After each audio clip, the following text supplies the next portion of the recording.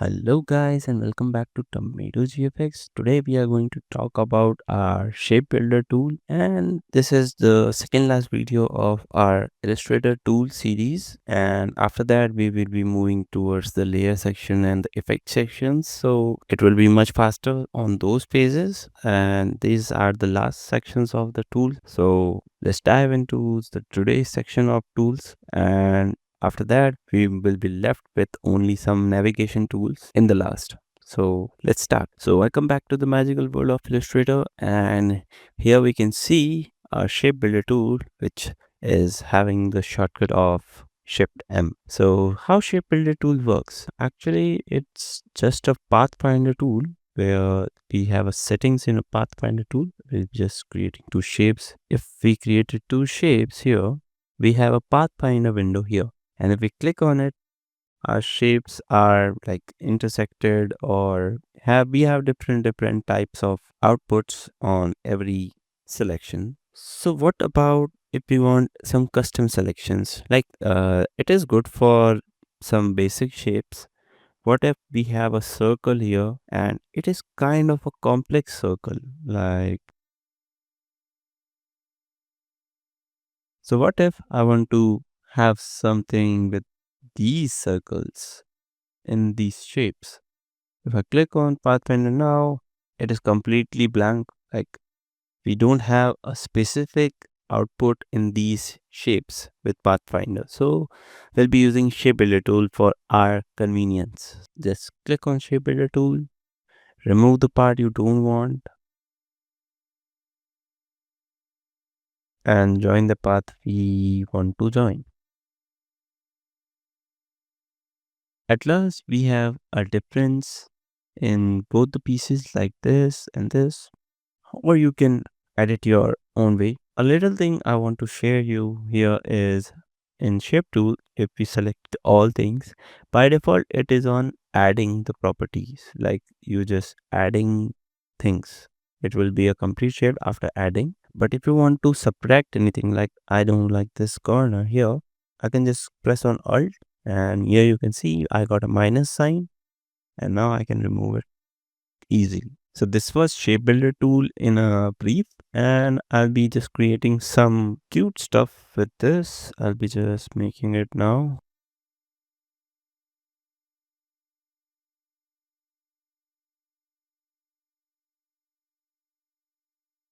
And this is where we use shape builder tool. And you can use shape builder tool many times and many where, and this is the basic understanding of shape builder tool. So I hope you have understood, and the same principle here also applies of adding and subtracting. So I'll be just precise with that also. I'll be explaining that. So if you are selected both and now you just want to remove this section, you can click on minus. Want to remove this section, you can click on minus, or if you want to add all the sections, you can just simply click nothing and the things will be added like this. So after shape builder tool, we have live paint bucket tool, and that's also crazy and as same as the shape builder tool. I'll be just showing it now, and for that example I'll be just using this, and I'll be expanding this like this, and now it is expanded. After expanding, I just want to fill it with different colors I want. So I'll be just selecting live paint bucket tool, and I'll be just clicking on a swatch panel here so I can get a group here.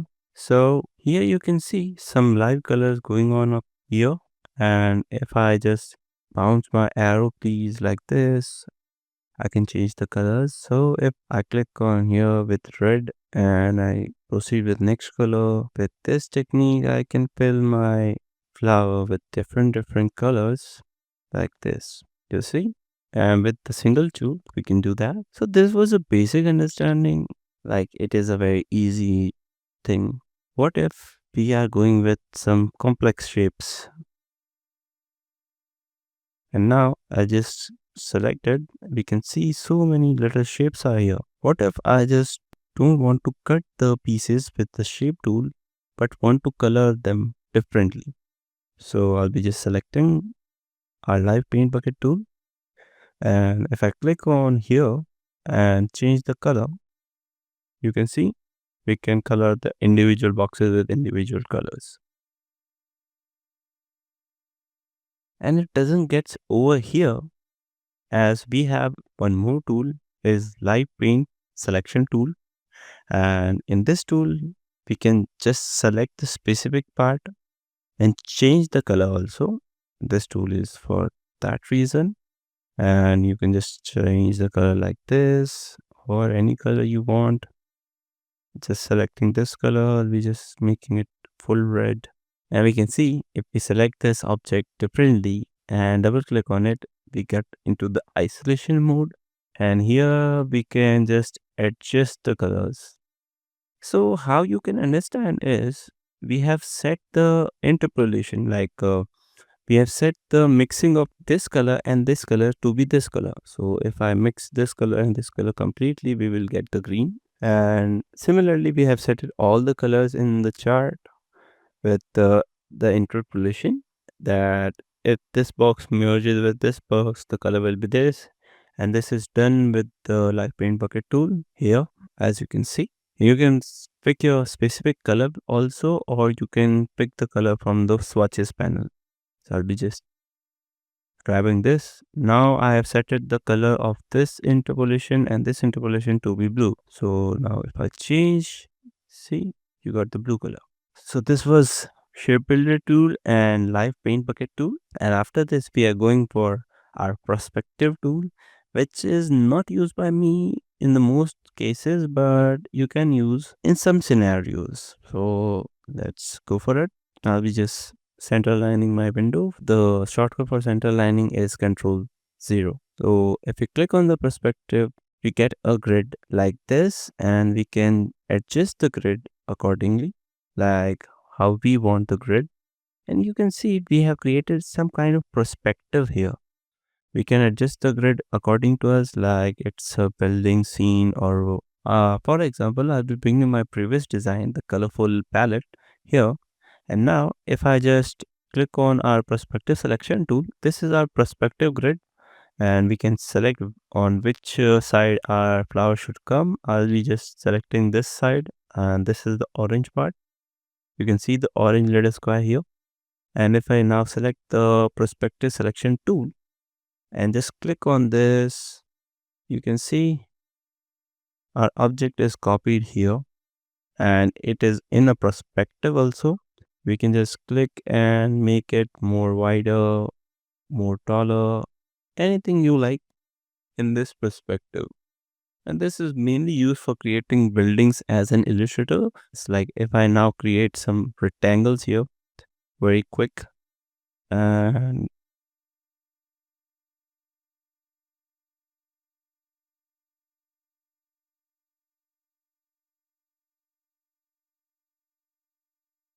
things to keep in mind is you have to be always selecting the perspective grid, so the things stay in perspective every time you use. And once you have inserted a perspective, you cannot change it. So be aware of that also. And this is how you work with the perspective grid, and you can customize your building according to you. This is completely depending on you.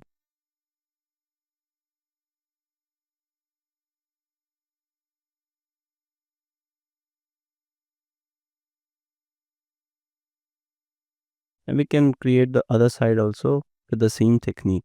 So I created a half part, you can create the other half, and we can also add the details like shadows, depth, and cuts with this tool.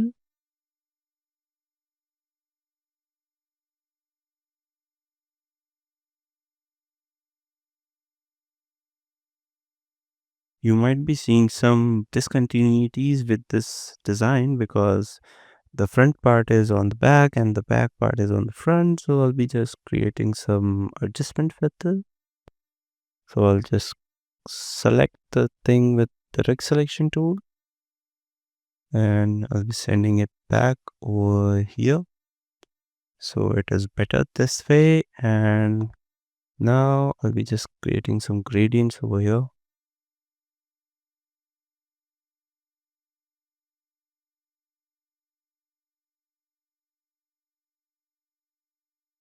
And similarly, you can create your buildings also with the same perspective too.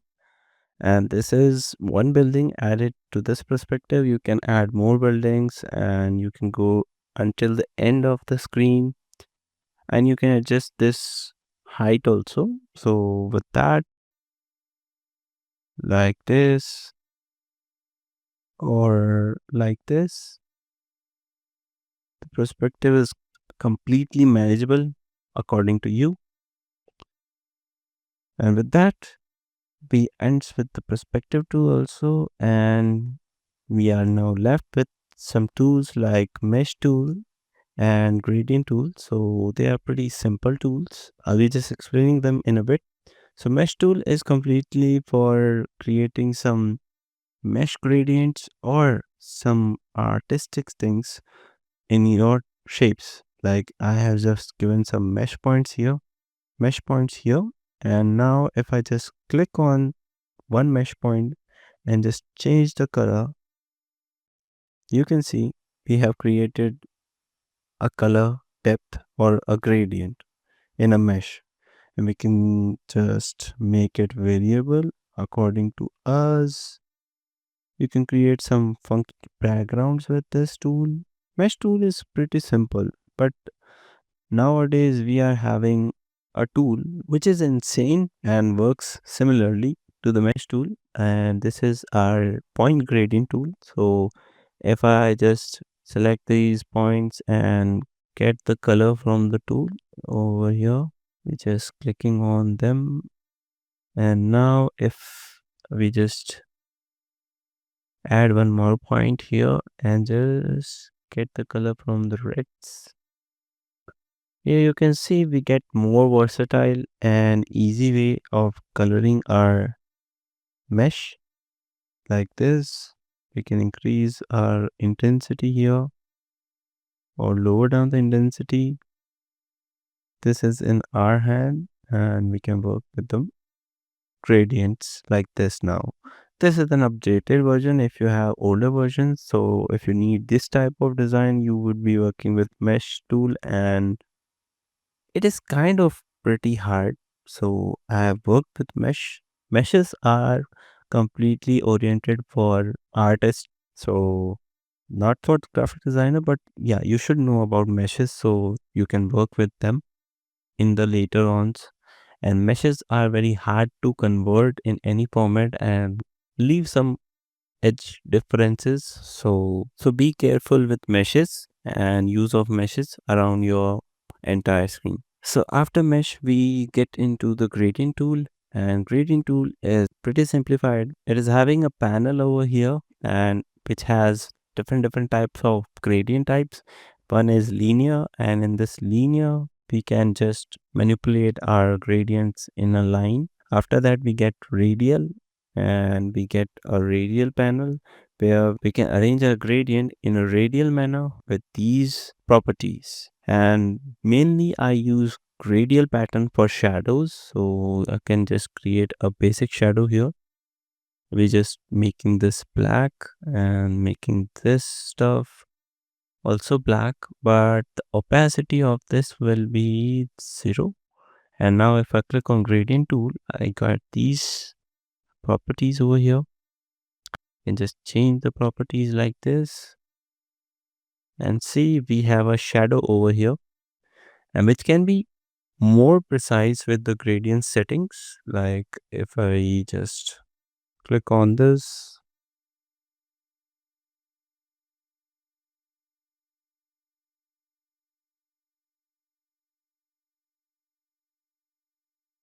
so this is the ball we have. After this we looks some kind of perfect to me. So after this we are having eye picker tool, and this is very after this we have eyedropper tool, and this is very useful tool in your entire, I guess, working. And the shortcut for eyedropper tool is I. Very easy. And if we just want to select any object and just want to change its color, like I want to make it this red, I can just select eyedropper tool, click on the color I need, And see, in a second, we have the color on the building. This is as simple as it is. An eyedropper tool has also a property of giving color. If he takes the color, it also gives the color. So I'll be just taking this color over here, and now I'll be not selecting anything. I'll be selecting eyedropper tool on my keyboard. And now if I select this color over here, you got the color here. Now if I click on Alt and just click on the eye window over here, we can send the color selected shape like this. As you can see, this is a simple form factor and easy application of eyedropper tool, so you can use that in your working. And after eyedropper tool, we got the blend tool, and it is the bestest tool we have because blend tool is the perfect example for any effects we create. So for example, I'll be just creating some text over here like this. We're just making it bigger over here and going to the properties. I'll make this tomato bigger like this, and the T should be capital like this. So I have created a tomato and it is red, and I just want a tomato here which is black. I'll be just demonstrating a simple working of this tool. If we click on this text and this text, wow, this creates a gradient between both the text, and I'll be just increasing the number of steps between them. If I set it to 100, you can see it has created some kind of a gradient from between that red and that black. And if we just change the position of tomato, we have different types of effects over here. And if I bring red in front of us, you can see we have created a 3D text. And if we just change the stroke to white, the white was pretty much extreme for us. Yeah, that's better. Or you can change it to black also. I like both the styles. That's also working for me. So you can create a series of blending between your first object and your end object. And I mainly use it when I want to create a 3D text or a 3D object in my scene. So that's completely optional, depends on your workflow. So this was blend tool, and it has some differences over here, like specific distance. I can set the specific distance between all the tiles between here. I can specify the specific sets, like if I just want 4 copies over here, I can click on it, and now you can see it has just 4 steps and it blends in between them. There are not many options, but that's about blend tool. And we are just left with our artboard tool and our hand tool and our zoom tool at the last. And everything is completed in the tool section over here till now. And these tools are not necessary for you. You can use these tools also in your workflow, but these are very just basic tools. Just you click on and just fill out some data over here and your tools are ready to use. So these are not that useful for me also. This is one of the symbol tool. You can just create your own symbols from here and add symbols in your design. And it has some kind of different tools to edit these symbols, like symbol shifter. We can shift the symbols. They are completely experimental and you can experiment with them, and they are not that important in your illustrative journey, but you should know about them and you should have some knowledge about them also, that how to use them. So just check out them, experiment on them. If you have any issues with them, just comment down. I'll be assisting you. And with that, taking a leave now, and take care of yourself. We are just one lecture away from completing our tool section, and after this we'll be jumping on these section and this section. So stay tuned and take care.